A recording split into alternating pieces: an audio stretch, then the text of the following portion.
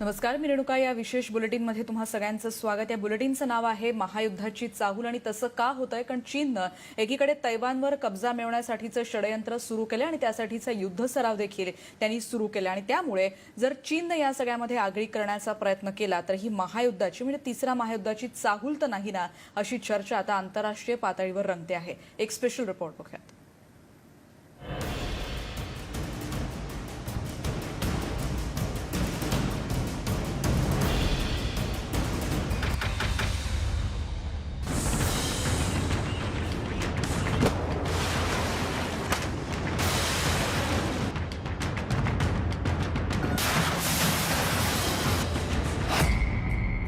महासागरात दाटले महायुद्धाचे ढग.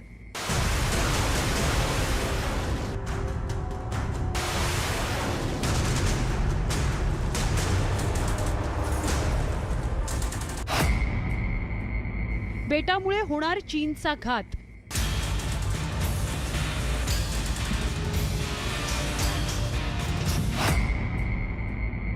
Xi Jinping आणि ट्रम्प आमने सामने.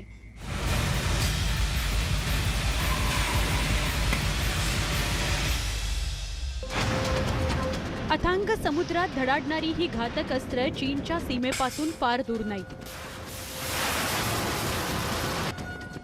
अमेरिकेच्या या युद्धनौका चीनवर निशाणा लावून बसल्यात.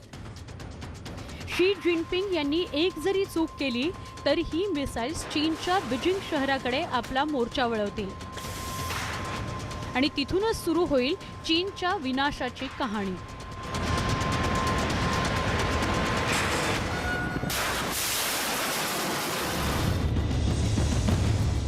अमेरिकेच्या या युद्धनौकांमुळे चीनचे राष्ट्रपती शी जिनपिंग यांची चिंता वाढली आहे. दक्षिण चीन समुद्रातील अमेरिकेच्या युद्धनौकांमुळे चीनचा धोका वाढलाय. खरं तर त्याला चीनचे राष्ट्रपती शी जिनपिंग यांचा एक निर्णय कारणीभूत असल्याचं मानलं जात आहे.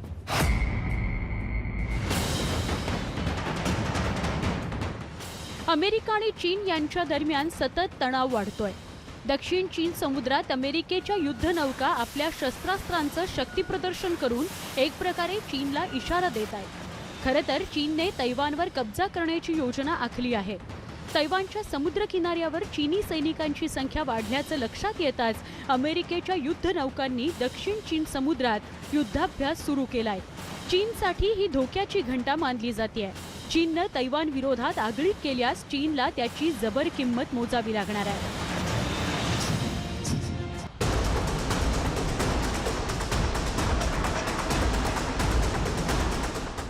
चीनच्या दक्षिण समुद्रात अमेरिकेच्या नौसेनेनं युद्धाभ्यास सुरू केलाय.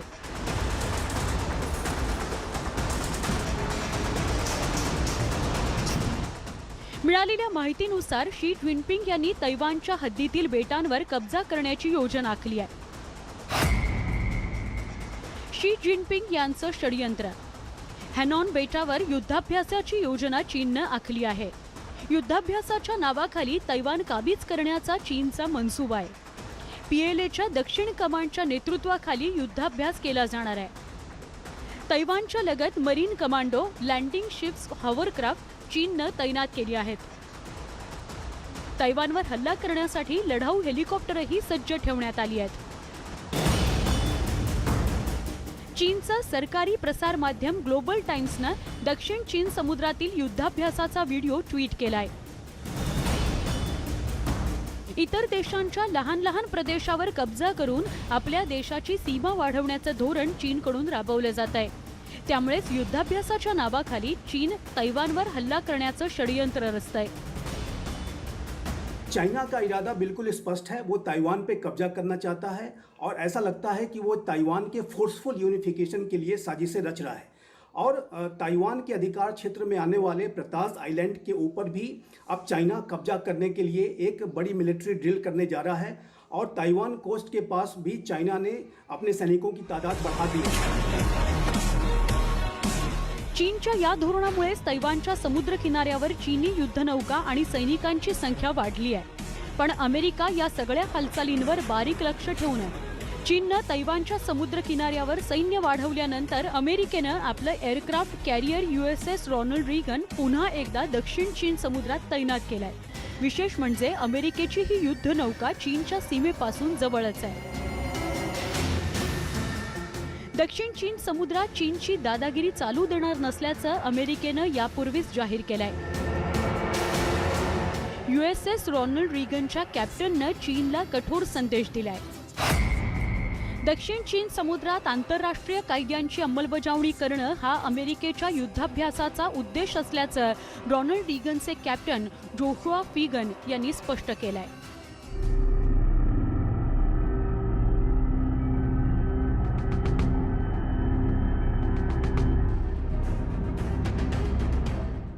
चीनची नौसेना पारासेल द्वीपसमूहाच्या परिसरात गेल्या अनेक दिवसांपासून युद्धाभ्यास करतेय.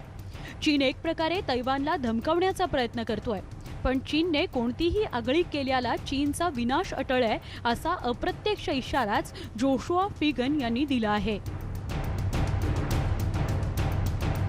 ताइवान के ऊपर चाइना कोई हमला करता है तो ये युद्ध चाइना और ताइवान के बीच में सीमित नहीं रहेगा. अमेरिका भी इसमें शामिल होगा और ये युद्ध अमेरिका और चीन के बीच में हो जाएगा. और ताइवान और यूनाइटेड स्टेट्स के पक्ष में और भी लोकतांत्रिक देश सामने आ सकते हैं. दक्षिण चीन समुद्रातील चीनचा दावा अमेरिकेनं यापूर्वीच फेटाळलाय. दक्षिण चीन समुद्रात अमेरिकेची धडक. चीननं लुटमार करण्याचं धोरण सोडून द्यावं अशी तंबी जुलै महिन्यातच ट्रम्प प्रशासनानं चीनला दिली होती. दक्षिण चीन समुद्रावर चीनला दावा करता येणार नसल्याचंही अमेरिकेनं स्पष्ट केलंय. तसंच आगामी काळात दक्षिण चीन समुद्रात चीनच्या कुरापती सहन केल्या जाणार नसल्याचं अमेरिकेनं ठणकावलंय. जगभर कोरोना व्हायरसचा फैलाव झाल्यानंतर चीनचे अनेक देशांशी संबंध बिघडलेत. शी जिनपिंग आपली मनमानी करतायत, त्यामुळेच काही देशांसोबत चीनचे संबंध ताणले गेलेत.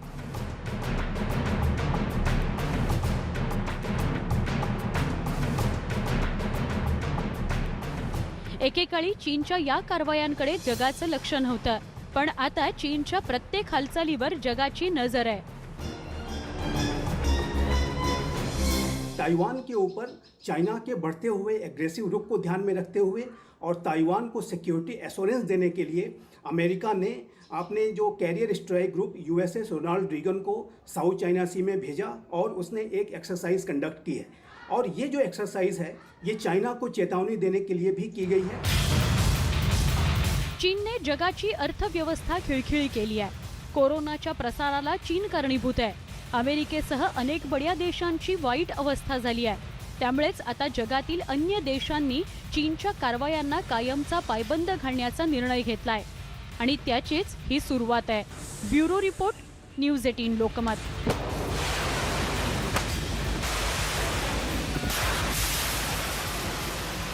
आणि या स्पेशल रिपोर्ट नंतर एक ब्रेक घेऊन आपण परत भेटणार आहोत. पहा फक्त न्यूज 18 लोकमत. आणि ब्रेकनंतर तुमचं पुन्हा एकदा स्वागत. आपण बघितलं की चीननं कशा रीतीने आता षडयंत्र आखायला सुरुवात केली आणि त्यांनी एकीकडे युद्धसज्जता सुरू केलेली आहे, पण तैवान देखील कमजोर नाही, कारण त्यांना अमेरिकेचं पाठबळ लाभलंय. आणि या सगळ्यामध्ये जर चीननं आगळीक केली तर तैवानच्या बाजूने अमेरिका मैदानात उतरू शकते. बघूयात त्यासाठीची तैवानची सज्जता कशी आहे हे सांगणारा रिपोर्ट.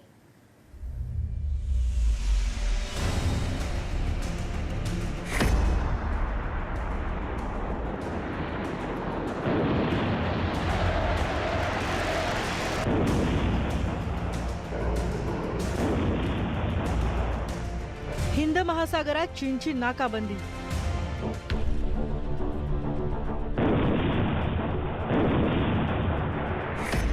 तैवानमध्ये तैनात होणार F-16 लढाऊ विमानं.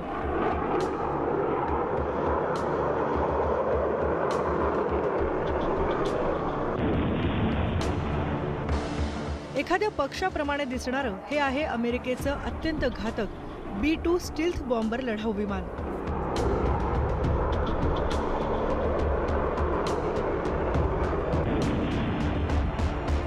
तर हे आहे अमेरिकेचं F-16 लढाऊ विमान.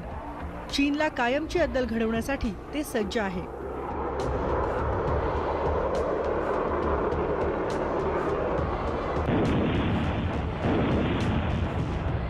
अमेरिकेच्या या दोन्ही घातक विमानांमुळे चीनला धोका निर्माण झालाय, कारण अणुबॉम्ब हल्ल्याची क्षमता या विमानांमध्ये आहे.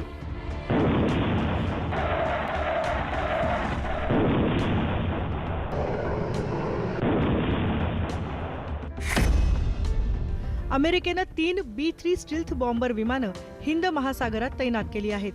अमेरिकेच्या नौसेनेचा बेस असलेल्या दिगो गार्शिया बेटावर ही लढाऊ विमानं तैनात करण्यात आली आहेत. तसंच अमेरिकेनं तैवानला F-16 विमान विकण्याचा निर्णय घेतलाय. 1-2 नव्हे तर तब्बल 66 F-16 विमानं तैवानला मिळणार आहेत आणि त्यामुळेच चीनची चिंता वाढली आहे. जर चीननं तैवानवर हल्ला केला तर अणुबॉम्ब टाकण्याची क्षमता असलेली ही 2 विमानं चीनला मात देऊ शकतात.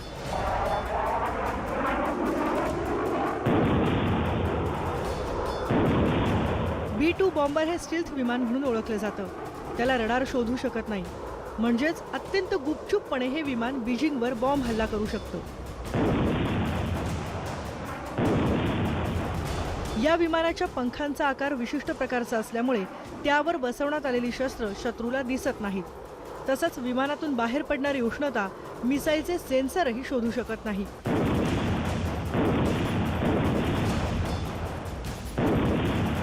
रशियाशी सुरू असलेल्या शीतयुद्धादरम्यान अमेरिकेनं हे अत्यंत घातक विमान तयार केले. युद्धाचा प्रसंग आल्यास शत्रूला खबर लागू न देता अणुबॉम्ब हल्ला करण्याची क्षमता या विमानात आहे आणि त्यासाठीच अमेरिकेनं याची निर्मिती केली आहे. ही विमानं हिंद महासागरातील दिगो गार्शिया बेटावर तैनात करण्यात आली आहेत. खरं तर चीनसाठी ही धोक्याची सूचना आहे.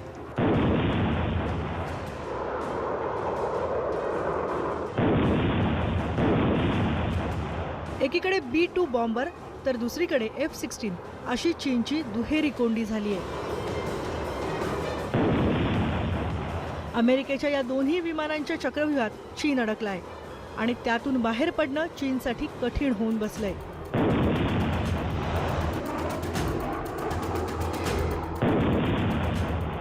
अमेरिकेनं तैवानला F-16 विमानं विकण्याचा निर्णय घेतलाय. त्यामुळे आता चीनवर अण्वस्त्र हल्ल्याचा धोकाही वाढलाय. अमेरिका ताइवान को 66 नए F-16 विमानों को देगा और ये जो विमान होंगे वो लेटेस्ट वर्जन के होंगे. इससे निसंदेह ताइवान की जो रक्षा का जो पॉस्चर है, जो ताइवान का जो डिफेंस पॉस्चर है वो और अधिक सशक्त होगा और ये ताइवान के ऊपर चाइना का जैसा खतरा बढ़ता जा रहा है उसको ध्यान में रखते हुए ही ये किया जा रहा है. अमेरिकेनं आजवर तैवानशी अशा प्रकारे संरक्षण विषयक करार केला नव्हता. पण आता F-16 विमान सौद्याला मान्यता देऊन अमेरिकेनं चीनवर दबाव वाढवलाय. म्हणूनच अमेरिका आणि तैवान दरम्यानच्या या संरक्षण विषयक कराराला मोठं महत्त्व प्राप्त झालंय. या संरक्षण कराराचा अर्थ सरळ आहे. अमेरिकेच्या लेखी तैवान एक स्वतंत्र देश आहे. तसंच अमेरिकेनं चीनच्या वन चायना पॉलिसीला केराची टोपली दाखवली आहे. कारण आजवर तैवान हा आपल्या देशाचा एक भाग असल्याचा दावा चीनकडून करण्यात आलाय. शिवाय वन चायना पॉलिसीची अंमलबजावणी करण्यासाठी चीनकडून इतर देशांवर दबाव टाकला जातो. तैवानशी असलेले संबंध तोडल्यानंतरच चीन त्या देशांशी संबंध प्रस्थापित करतो. पण आता मात्र अमेरिकेनं तैवानशी F-16 विमान विक्रीचा करार करून चीनची वन चायना पॉलिसी नाकारली आहे. आज अमेरिका तैवानच्या पाठीशी खंबीरपणे उभा आहे. आने वाले समय में अमेरिका अपनी वन चाइना पॉलिसी पर पुनर्विचार कर सकता है. अमेरिका चाइना को लेकर के लगातार एग्रेसिव होता जा रहा है और लगातार जो है चाइना के किसी भी चैलेंज का जवाब देने के लिए अमेरिका अपने आप को तैयार कर रहा है. तैवानला F-16 विमान मिळाल्यामुळे चीनला मोठा धोका निर्माण झालाय. अमेरिका आता तैवानला बळ देण्याचा प्रयत्न करतेय. खरं तर 2019 मध्ये अमेरिकेकडून F-16 विमान सौद्याला मंजुरी दिली जाणार होती. पण प्रत्यक्षात 14 ऑगस्ट 2020 ला मंजुरी मिळाली. आता 2026 पर्यंत अमेरिका तैवान दरम्यान F-16 विमान करार पूर्ण होणार आहे. एकीकडे तैवान लष्कराच्या ताफ्यात नवतंत्रज्ञान असलेलं F-16 लढाऊ विमान दाखल होणार आहे, तर दुसरीकडे त्यांचा सामना करण्याची क्षमता असलेलं एकही विमान चीनकडे नाही. त्यामुळे चीनची चिंता वाढली आहे. चीनचे राष्ट्रपती शी जिनपिंग आता आपल्याच पॉलिसीमुळे अडचणीत सापडलेत. चीनमध्ये बिघडलेली परिस्थिती सुधारण्यासाठी राष्ट्रपती शी जिनपिंग यांनी शेजारी देशांची जमीन हडपण्याचं धोरण स्वीकारलं. जनतेला राष्ट्रवादाच्या नावाखाली गुंगारा देण्याचं धोरण आखलं खरं, पण आता ते चीनच्या अंगाशी आलंय.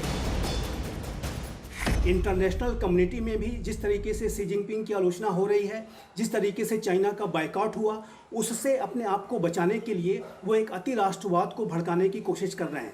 और ऐसे में वो सीमा संबंधित मुद्दों को जो है हवा दे करके उसे जो है छेड़ करके भी इस तरह की राष्ट्रवादी भावना को भड़काने की कोशिश कर रहे हैं। जिनपिंग यांनी जग जिंकण्याचं स्वप्न चीनी नागरिकांना दाखवलं होतं, पण चीन विरोधात अवघं जग एकवटलंय.